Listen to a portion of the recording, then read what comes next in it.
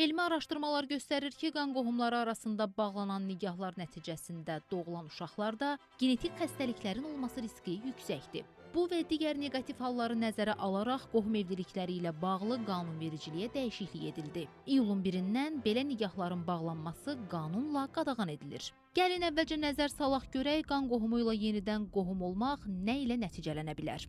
İlk növbədə qohum evlilikləri genetik risk daşıyır və ölümcül genetik mutasiyaya səbəb ola biləcək genlərin artmasına səbəb olur. Mal-mülkü bölünməsin, qızı yad nəslə gəlin köçməsin deyə bioloji qohumu ilə yenidən qohum olmaq istəyi buna görə də əksərən peşmanlıqla nəticələnir. Çünki insanlar valideynləri və qardaş-bacıları ilə 50% eyni DNT-yə sahibdir. Bu rəqəm əmi, xala, dayı, bibi uşaqları arasında 12,5% təşkil edir. Əgər qeyri-sağlam DNT qan qohumu olan partnyorlardan birində varsa, böyük ehtimalla digərində də mövcuddur. Bu da o deməkdir ki, bu nigahdan dünyaya gələn körpə böyük ehtimalla talisimiya, oraq hüceyrəli anemiya, fenilketonuriya, anadan gəlmə adrenal hiperplaziyası, SMA, albinizm, Wilson xəstəliyi, qoşa xəstəliyi, Niemann-Pick xəstəliyi, hemofiliya, DMD əzələ xəstəliyi, beta-monozidoz, Zellweger sendromu kimi xəstəliklərlə doğulacaq.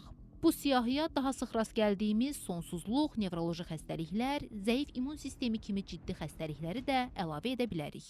Genetik istiqamətdə xəstəliklərin meydana çıxmasının 2-3 dəfəyə qədər artması statistikası vardır dünyada. Eləcə də Azərbaycanda da eyni qrup qan xəstəlikləri, genetik xəstəliklər, psixi xəstəliklərlə qarşılaşırıq. Bütün bunların qarşısı alınacaqdır və cəmiyyət zamanla artıq bu prosesin effektini 5-10 ildən sonra tam aydın şəkildə görəcək. Azərbaycanda yaxın qohumlar arasında evlilik çox vaxt normal hal kimi qəbul edilib. Hətta deyərdim ki, müsbət addım kimi dəstəklənib, təbliğ olunub.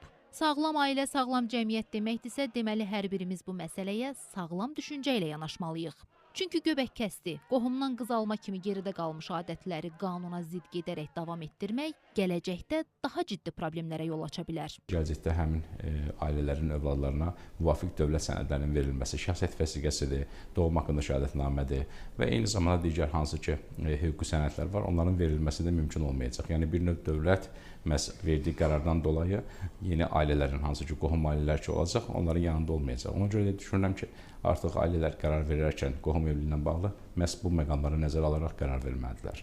Əslində sağlam genofond, sağlam gələcək prinsipi ilə illər əvvəl də mühüm addım atılmışdı. Azərbaycan Respublikasının Ailə Məcəlləsinin 13-cü maddəsinə əsasən nigaha daxil olmaq istəyən şəxslər mütləq tibbi müayinədən keçməlidir. Bu qanun öz bəhrəsini qısa zamanda verdi. Şübhəsiz ki, iyulun 1-dən etibarən bioloji qohumların evliliyinin qadağan